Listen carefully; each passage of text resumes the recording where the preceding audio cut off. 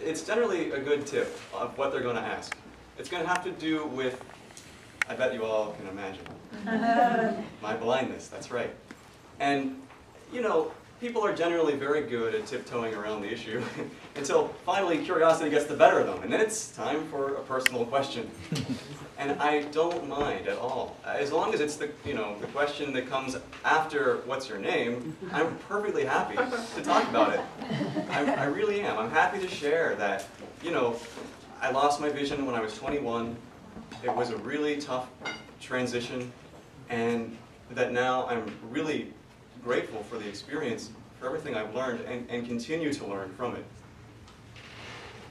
And a lot of people, after they get past those things, will want to say, they'll want me to feel their face, believe it or not. They'll say, do you want to know what I look like? And I'll very politely say, no, thank you. Honestly, the truth is, even if it's a really hot-sounding female, like, the face is just not the part of her body that I want to.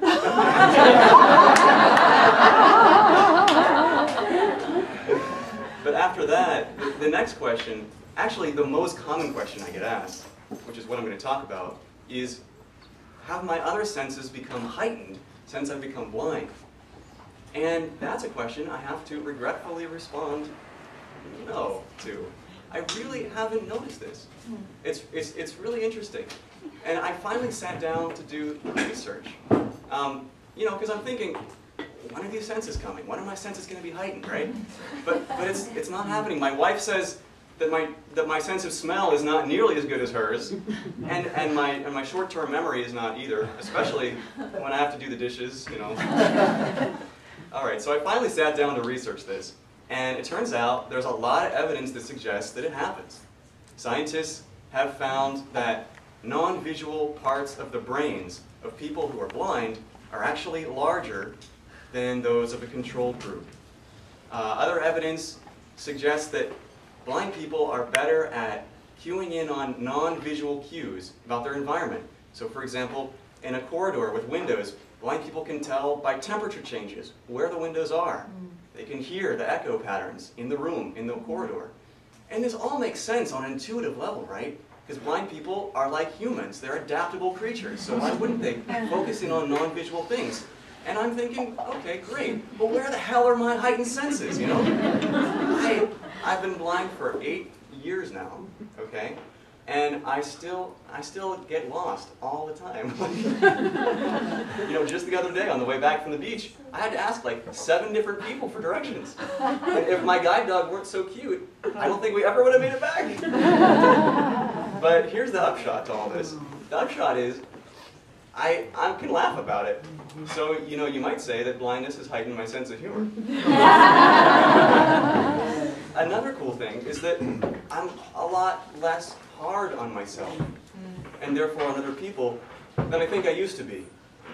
I get that we all have our unique challenges, and I get it not intellectually, but through my own personal experience. So it really makes sense to me. And, I haven't had my brain measured. I haven't had my non-visual areas checked out, but I can honestly say that if they haven't grown, I swear I have. And I know that the sense of compassion, which I think I've cued into, and the sense of humor are not typically the ones that get measured in scientific studies, but I feel like they're a lot more valuable than the 5 senses that typically are measured. And what's the big deal with measuring, right? Like, I get this sense that our society has been so focused on quantitative experience. The number of dollars in your bank or the friends on your Facebook page. And it's so easy to lose sight of qualitative experience. But that for me is so much deeper. My experience as a blind person is just as rich and fulfilled as it ever was. And I can't put this in quantitative terms, but I swear to you it's true. And I'm not saying we have to stop counting our money or our friends on Facebook. God forbid. If I stopped talking to my Facebook friends, like 100 of them would never forgive me. I'm just suggesting that, it's the qualitative aspects of life that make it worth living.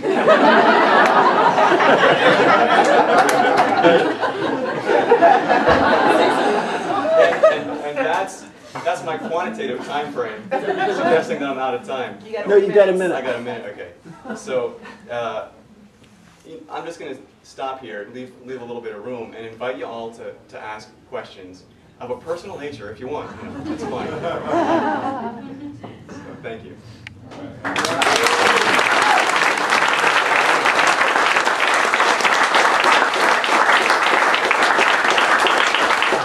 What's your dog name? Achilles. Is that so you can say heel? Yeah. There's a built-in joke, yeah. So is it true that Achilles has a blog? Yes, Achilles has a blog. Thanks, Mom. My mom's in town this week, and she was kind enough to ask about Achilles' blog. She's the biggest fan of that blog. She gets to know what he's writing about, and well, he doesn't actually write it, but he definitely shares his point of view. Talks about what's important to him. It's online. It's guidingforlife.com. It's 3 words. Where did you receive your training when the transition was occurring? I didn't receive formal training except to use a talking computer. That's one thing I did go in for, and I learned from a rehabilitation organization in Pittsburgh.